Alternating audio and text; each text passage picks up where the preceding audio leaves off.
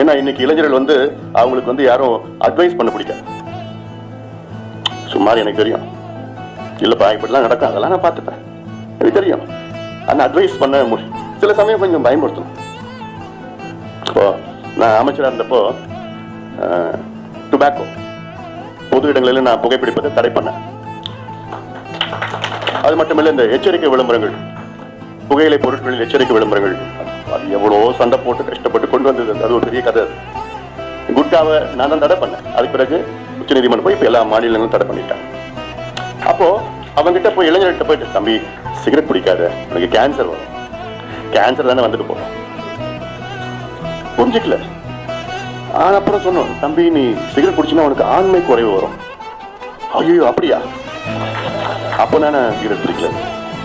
சொல்ற விதத்துல இருக்கிறது, அவனுக்கு என்ன வேணுமோ அது சொன்னாதான் அவனுக்கு ஏறும் அந்த வயசுல. இதுதான் அவனுக்கு பிரச்சனை. இதை சொல்லிதான் அவனுக்கு வந்து அப்படிதான் சில நேரத்தில் அவனுக்கு பயன்படுத்த வேண்டியதா இருக்கும்.